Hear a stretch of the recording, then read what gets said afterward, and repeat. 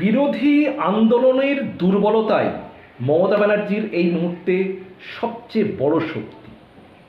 বলবেন যে এমন কথা বলছেন কেন? আমি আজকে সেটাই যুক্তিসহ ব্যাখ্যা করব। তার আগে অবশ্যই বলবো, আমার মুকুল স্যার ইউটিউব চ্যানেলটি যারা এখনও সাবস্ক্রাইব করেননি, প্লিজ আমার চ্যানেলটি সাবস্ক্রাইব করবেন এবং আপনাদের গুরুত্বপূর্ণ মতামত অবশ্যই জানাবেন প্লিজ। আমি আজকে বলছি যে বিরোধীদের যে আন্দোলন, সেই আন্দোলনের দুর্বলতাই হচ্ছে মমতা ব্যানার্জির সবচেয়ে বড় শক্তি। কেন? কারণ মমতা ব্যানার্জির সরকারের যে সমস্ত ভুল, যে সমস্ত দুর্নীতি, অনেক ঘাটতি গত কয়েক বছর ধরে চলে এসছে সামনে। 2011 ক্ষমতা আসার পর এই যে 13 বছরে অনেক দুর্নীতি সামনে এসছে। সারদা কেলেঙ্কারি এসেছে, প্রাইমারি দুর্নীতি এসছে, এসএসসি দুর্নীতি এসেছে, বিভিন্নভাবে বিরোধীরা যেটা বারবার বলছেন যে বিভিন্ন সরকারি পদের নিয়োগ, শূন্য পদ বাকি আছে, নিয়োগ হচ্ছে না। 100 দিনের কাজে দুর্নীতি, আবাস যোজনায় দুর্নীতি। তাহলে এত যে দুর্নীতি, আবার বিরোধীরা প্রায় অভিযোগ করেন যে আপনাদের কর্মীদের মিথ্যা মামলায় ফাঁসানো হচ্ছে। তাহলে এই এত কিছুর পরেও বিরোধীরা কি সেইভাবে স্ট্রং আন্দোলন গড়ে তুলতে পেরেছেন রাজ্যে? আমি উত্তর দেব না বন্ধু, আপনারা যারা দেখছেন তারাই বলবেন। আচ্ছা বলুন তো, তারা কি কোনো একটি ক্ষেত্রে মমতা ব্যানার্জির সরকারকে আন্দোলন করে বাধ্য করতে পেরেছেন যে আপনি এই অন্যায় হচ্ছে, এই অন্যায়টা, সরকারকে একেবারে বাধ্য করেছেন একেবারে সেই অন্যায়টা থেকে বিরত করতে? সেই রকম একবার নাছোড় আন্দোলন পেরেছেন? পারেন। একটা জিনিস বুঝতে হবে, মমতা ব্যানার্জি রাজনীতিটা কিন্তু করেন 24 ঘন্টা। তার চিন্তা ভাবনা, মানুষের জন্য কাজকর্ম, ভালো কাজ মন্দ কাজ সব কিছুই হয় একটা সরকারের। কিন্তু বিরোধী দলের কাজ কি? যদি 8টা ভালো কাজ করে 2টি ভুল করে, সেই 2টিকেই চোখে আঙুল দিয়ে দেখানো, সেই 2টি ভুল নিয়েই আন্দোলন শুরু করা। কিন্তু দেখা যাচ্ছে এক্ষেত্রে যদি 2টো ভালো কাজ হয়, 8টা ফল্ট হয় বা ভুল কাজ হয়, সেই 8টি ভুল কাজেরও বিরোধীরা যে ব্যাপকভাবে মানুষের সামনে তুলে ধরবে, সেই আন্দোলনটাকে একেবারে রাজ্যব্যাপী ছড়িয়ে দেবে, সেটা বিরোধী দলের হচ্ছে না। আমি উদাহরণস্বরূপ বলি, আচ্ছা ধরুন একজন বিখ্যাত ব্যাটসম্যান সচিন তেন্ডুলকর বা বিরাট কোহলির মতো ব্যাটসম্যান, সেখানে যদি আপনি হাফ ভলি বল করেন, মিডিয়াম প্রেশার দিয়ে বল করান, আর তারপরে যদি ব্যাট করতে করতে ক্যাচ উঠে আসে, বারবার সেই ক্যাচ মিস করেন, আপনি ম্যাচ জিততে পারবেন? তো মমতা ব্যানার্জির সামনে আপনি বোলিং করছেন, মিডিয়াম প্রেশার হাফ ভলি বল দেবেন, থাকবে, মাঠের বাইরে চলে যাবে, সিক্স হয়ে যাবে, বারবার সিক্স হবে। আর যদি বা ক্যাচ উঠছে, কিন্তু সেই ক্যাচ বারবার আপনার ফিল্ডিংয়ে মিস করছেন, সেই ক্যাচ ধরতে পারছেন না।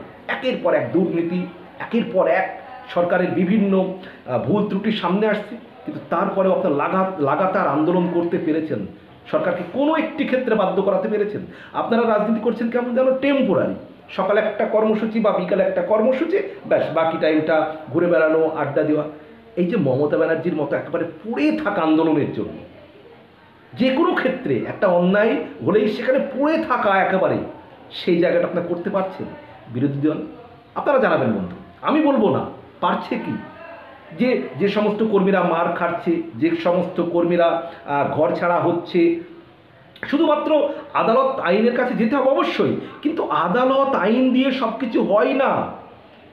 আপনি যারা বিরোধী নেতা আছেন, তারা যদি আন্দোলন করতে গিয়ে, হ্যাঁ সরকার আপনাকে স্পেস দেবে না, সরকার কেউ চাইবে না যে আপনি আন্দোলন গড়ে তুলুন, তার ক্ষমতা নড়বড়ে হয়ে যাক, এটা চাইবে না। কিন্তু আপনাকে বিরোধী দলের আন্দোলন করতে গেলে আপনাকে বাধার সম্মুখীন হতে হবে, আপনাকে অনেক সময় আপনাকে মার খেতে হতে পারে, আপনাকে টানা হেঁচড়া করবে, আপনাকে ঘন্টার পর ঘন্টা রোদে জলে রাস্তায় আমি অবরোধ কথাটি বলবো না, যেহেতু জনগণের অসুবিধা করে অবরোধ না করাই ভালো, কিন্তু আপনি ঘন্টার পর ঘন্টা রাস্তার পাশে বসে থাকতে পারেন মানুষের জন্য। একটি জায়গায় অন্যায় হয়েছে, সেখানে গিয়ে ঘন্টার পর ঘন্টা লাগাতার আপনি অনশন করতে পারেন, ধর্ণা করতে পারেন।